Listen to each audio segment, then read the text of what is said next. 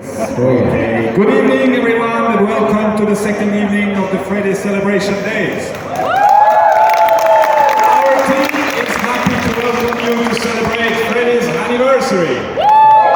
Yeah. Nous vous invitons à regarder encore attentivement le programme de demain, car demain il y a encore beaucoup d'événements qui vont se passer ici, différents artistes, différentes générations. We invite you to take a close look at the program for this 2019 edition, where different artists from different countries and generations will meet, and every night a different band will perform Queen songs on this stage. Et bien sûr, faire la fête ce soir avec Peter Freestone et Milan. Have fun and celebrate tonight with Peter Freestone and Milan's evening. Vous pouvez voir d'ailleurs, moi, il y a le visuel de Bohemian Rhapsody. Commencerons par parler de ça, car Milan a eu la chance d'apparaître dans le film. Peter était là pendant le tournage, ils vont d'abord commencer par ça. First of all, they will tell you about their experience on the shooting of the multi-award winning film Bohemian Rhapsody.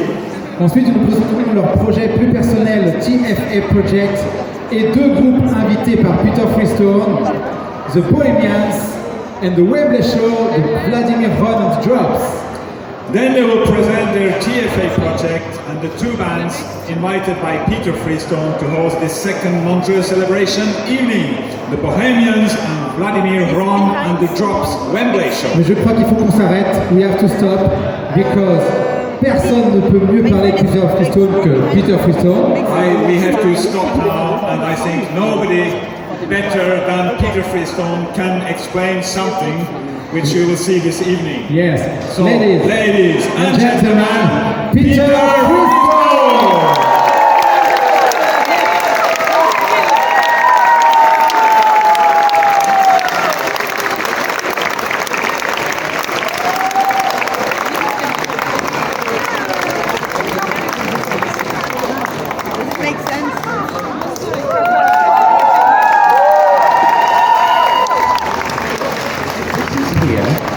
Then people can't see the...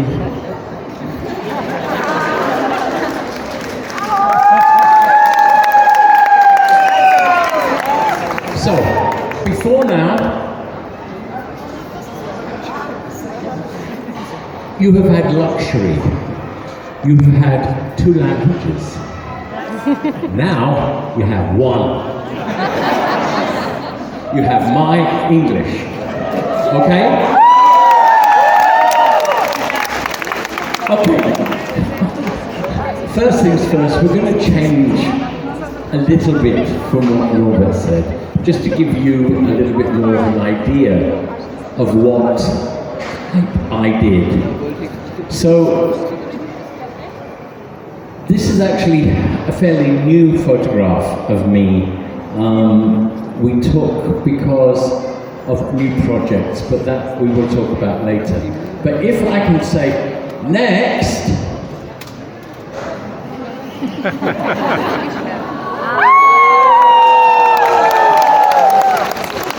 You see, the important person is just in the back there.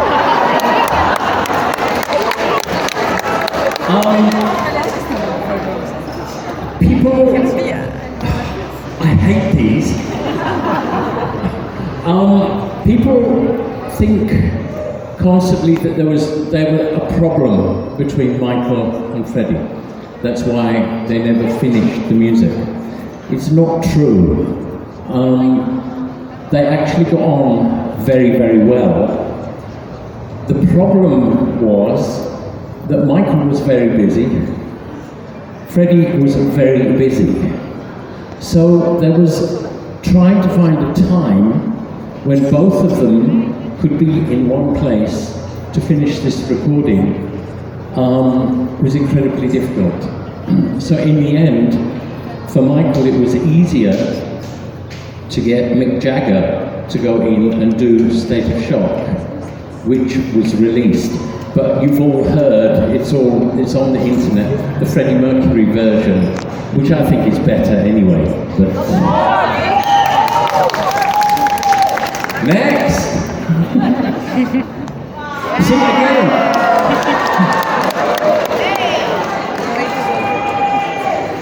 I want to say sorry to all of you who this afternoon have tried to get me to sign something and to do. It's been very, very difficult for me today. You know, Hard Rock Cafe does every year a thing for the Mercury Phoenix Trust, like this event is for the Mercury Phoenix Trust. You know, the Freddie birthday party in the casino. I was at Hard Rock Cafe in Prague yesterday. I got to bed at 1 o'clock. I was up at 5 to get the plane to come here. I arrived here. I've signed some posters, and I've been on a boat all afternoon. And I've been trying to find out what I'm doing this evening. So if I've offended anybody, I apologize. This leads into this. Here is Freddie signing an autograph. Freddie knew how important the fans were. Because without the fans, he would have nothing. If the fans didn't buy the albums, the CDs, the videos, the concert tickets, the merchandise, Freddie wouldn't have had Garden Lodge. He wouldn't have had everything that was inside. So he knew how important fans were. So I can remember only one time when he refused to sign an autograph. There were about 10 of us, went into a restaurant for lunch. As we walked in, we saw 2 people sitting at a table, and they were so we knew, they knew Freddie was there. Everything was fine. We sat down, we ordered the food. The food came to the table. Freddie was just cutting his meat and putting the fork to his mouth, and one of them ran over and put a paper in front of him saying, "Can you sign this?" Freddie used 2 English words, one beginning with F, one beginning with O, which meant, "Please, will you go away?" We finished the meal. As we got up, Freddie went over to their table and signed the autograph, saying to the people, "Look, this isn't only just for me, but there is a time and a place to do everything. I'm happy to sign an autograph, but not when I'm just putting food into my mouth." But he did sign their autograph. Next.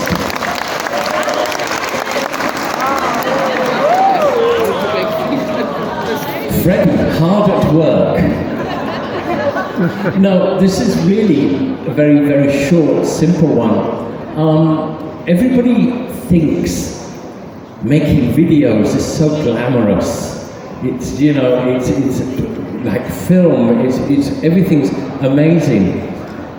Look at that dressing room. Before we used it, it was just a white room. Then the film company had to bring in the tables. The film had to bring in chairs, all of that sort of stuff. You see everything thrown underneath the chairs, underneath the table, on top of the table. It's just sort of a room. It's work. It was really, Queen videos, any of the big ones that you know, took 3 days to make. 3 18-hour days. It's a lot of hard work, and it is not glamorous. Next.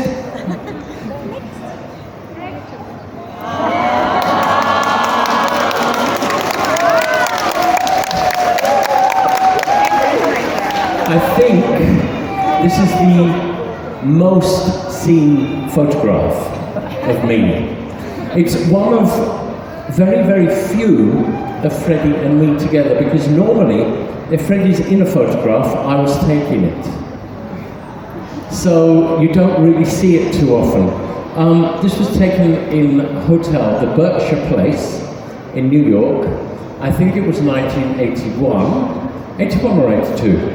You can tell it's a hotel because of the wonderful room service trolley in the background and the all-important 2 big bottles of vodka and 4 small bottles of tonic. Next.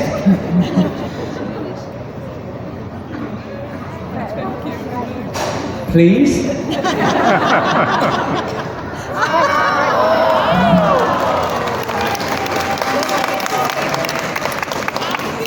Birthdays, as you all know, were very important for Freddie. Freddie really celebrated all his friends' birthdays. So every year we would have maybe 20 birthday parties. It was almost always in the same place, and it was always the same people. The only thing that was different ever was the cake. And that was always a big surprise for everybody. Nobody knew what the cake, but Freddie did, and we did because we organised them. But this one was actually made for Joe Finelli, who you know worked for Freddie as well. Joe was going on a skiing holiday. So the cake is the top of a mountain covered in snow, and you see the ski lift going up the side of the mountain, and there's Joe and his friend standing on the other side. It was also the only time that we were allowed to keep a secret from Freddie. And he hated it. He hated the fact that he never knew what his birthday cake was going to be until it was in front of his face. Next, please.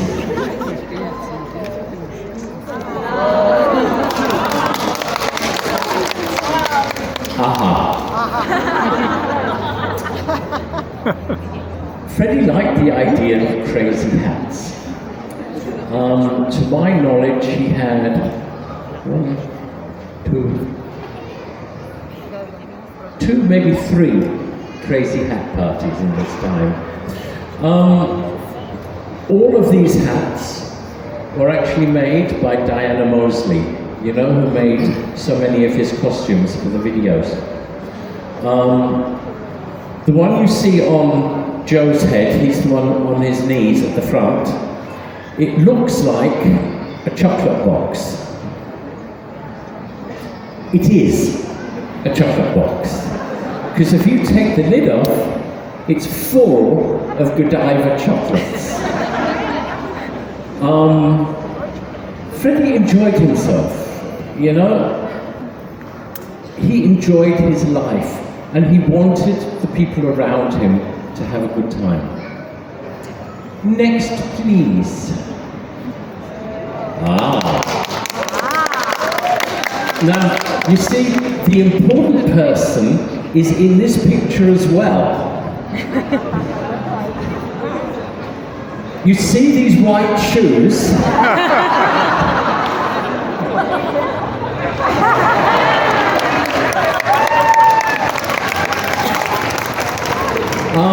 It was for Freddie, for Queen, I actually had 6 helicopter rides. Milton Keynes, there and back. Rocking Rio, there and back. And Nebworth, there and back. Since then, I've only had 1 helicopter ride, and that was when we were actually making Bohemian Rhapsody, because the director, myself, and a couple of other people flew from the middle of London down to an airfield in South England to film actually they filmed 2 or 3 scenes there. But remember the very beginning where you see Freddie unloading suitcases? That was filmed at this airfield.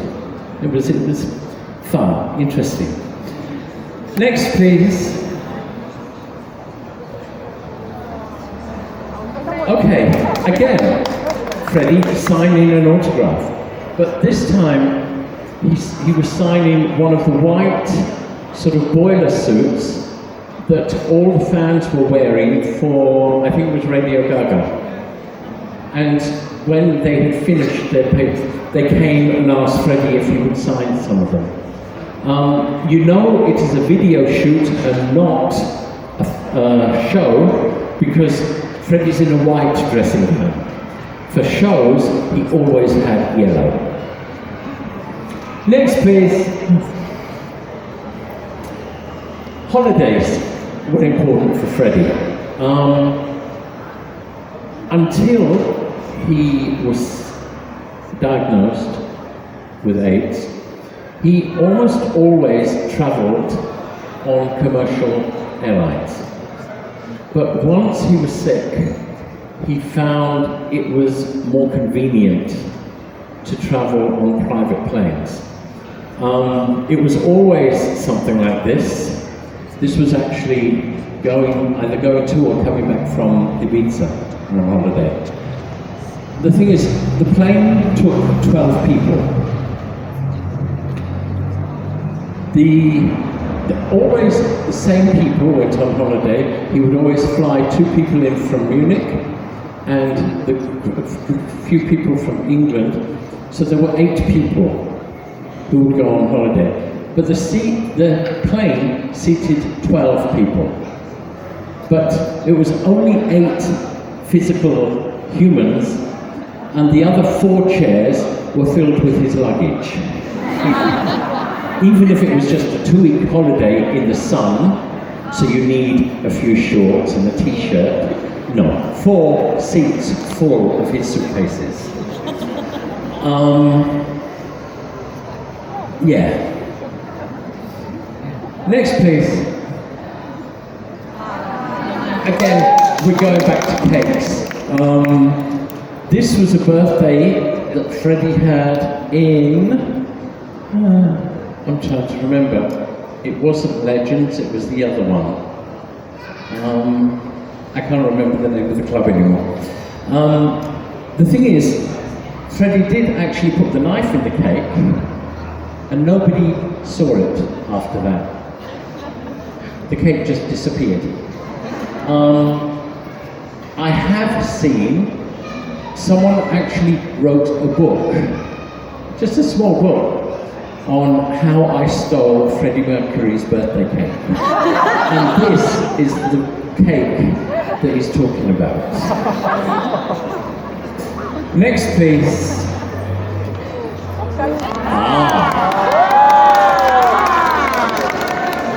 Now, this photograph, interesting fact, it is the most liked photograph on my Instagram account.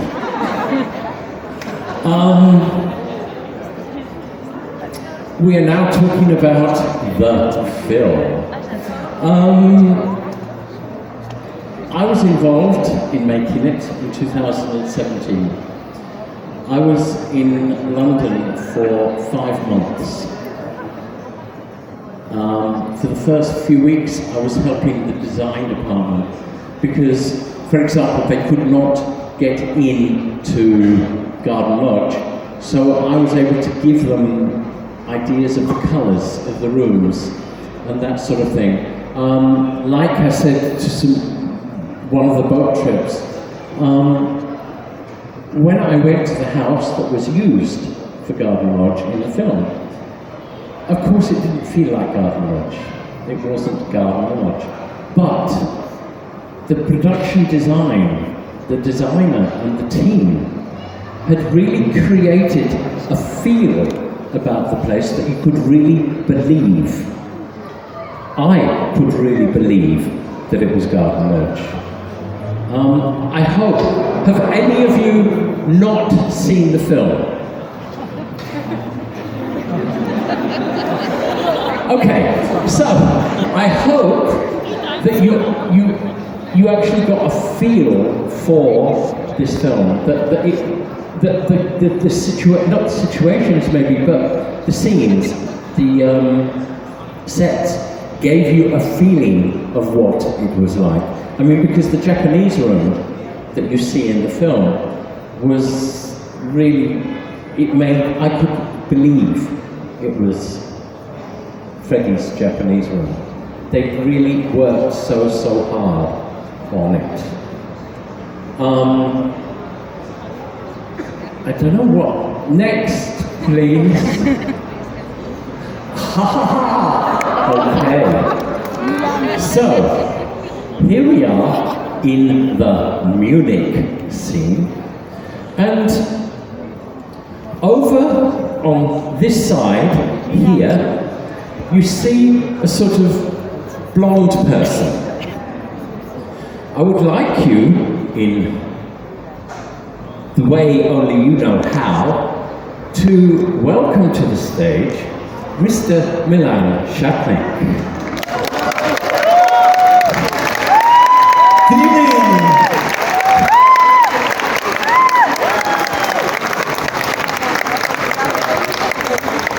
Good evening, how are you doing? Thank you so much. But it's not me, you know, it's Photoshop, don't worry. No, it is him. Alright, so where we go from here? Alright, alright. I will tell you quickly something about this because honestly time is pushing, but we'll make it somehow because some nice things are going to happen right now. How I got to be in this movie, I haven't got a big role, I'm there for a few seconds, but my real name has been mentioned there. So it's coming back to 2013 when I was directing the world tour of an Australian band, and the director of the whole tour told me, in the main chat of it, that I look a bit of David Bowie. I said, oh, nice, thank you so much.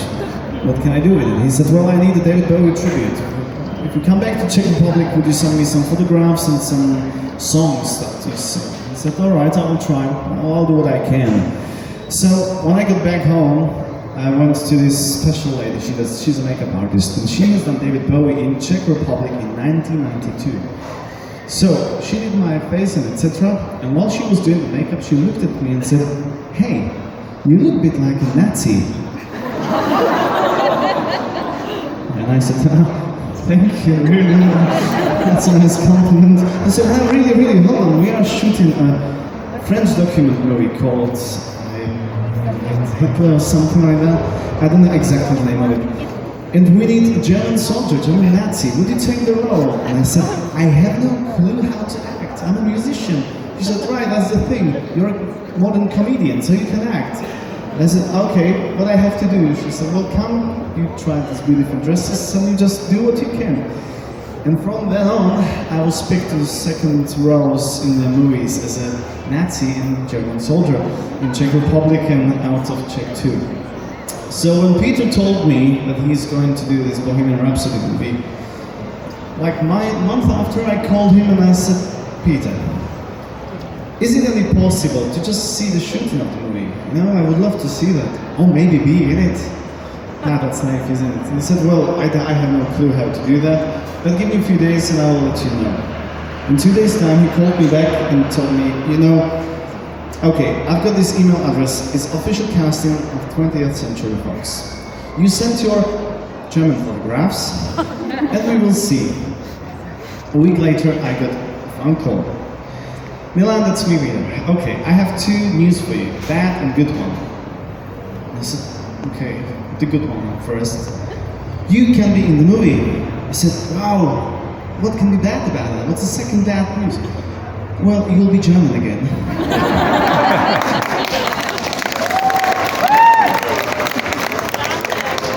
The thing is, not only did he get a lot of acting experience, because you see in the film 2 seconds, 3, 4, 5 seconds, but he did go home with pneumonia. Explain. Well, to be honest, you see this part which is in the movie, but we were outside, it was like 3 Celsius degree. It was film rain and huge rain, London. And so we were outside standing for these hours and hours soaking wet, and Alan Leach asked me, "Which German names I can just use? Hans? Johann? What's your name?" I told him Milan.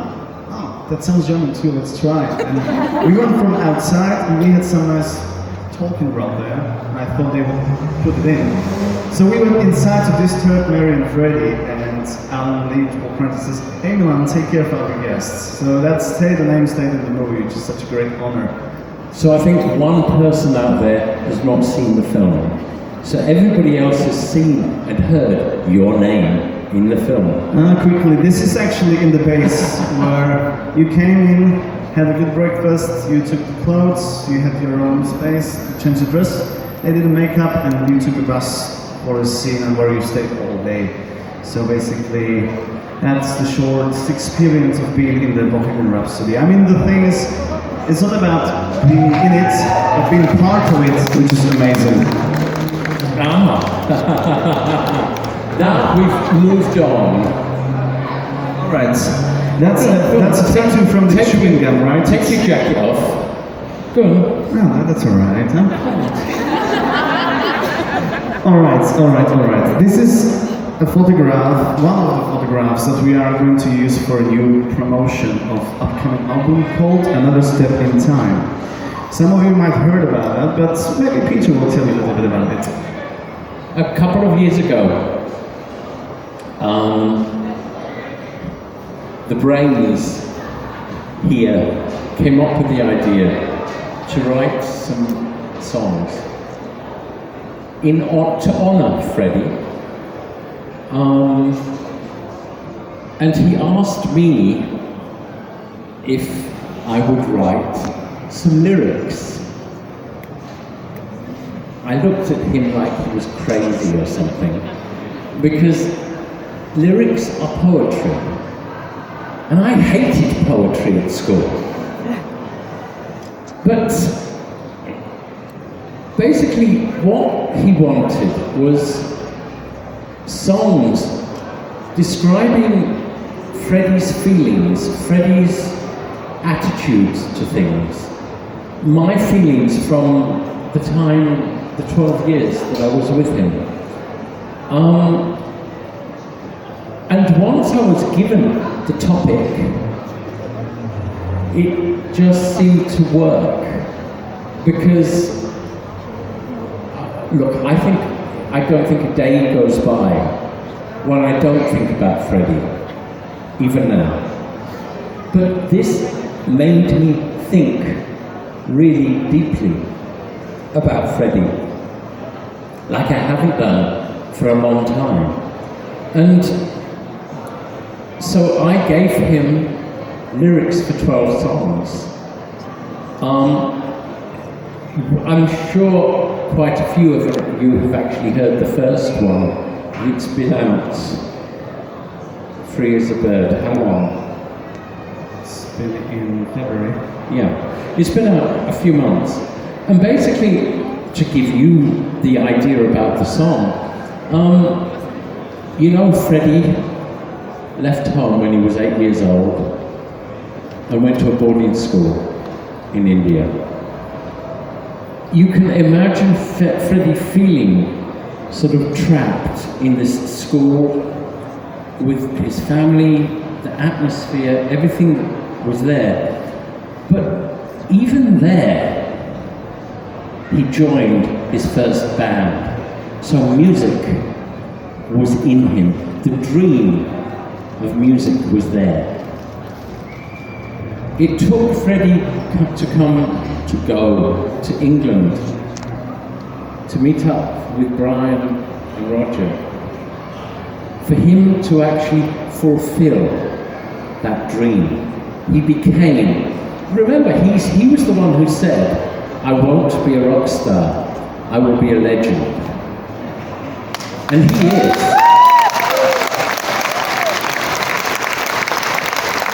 Alright, while we are here, I will explain you very quickly. We are not here to do a concert show, because at the moment we are a studio band, not a live playing band. No. So what I want to say, we want to shoot a video clip for a new song called I Want to Be Free, where I've written this song a few weeks ago in a plane from Cleveland to Prague. And when we actually spoke with Peter about my lyrics about the song, he said that's exactly what actually Freddie would think. And I thought this moment is the right time and place to join the Queen family, the music family as we are. Because he used the right word. I don't know how many countries are represented here, but the borders don't matter because you're all family. You are all part of the Queen family. 8 years ago, I was here for the first time grilling sausages, and I've never realized what could come up afterwards when I helped Diana Mosley with the video presentation. So now, I would like to teach you to sing a little bit part before a new song. It's very easy. We'll put these tables on the side and just do this thing. We'll play a few times around, record us, record you, I will guide you what to do, and if you agree, you'll be part of the big video clip that we are preparing for this song. It's about myself, it's about life in general, it's about us. And again, for me, the Queen people, the Queen family is the biggest and warmest family I could have ever imagined, because this is about friendship, and that's amazing. You're amazing people, I love this.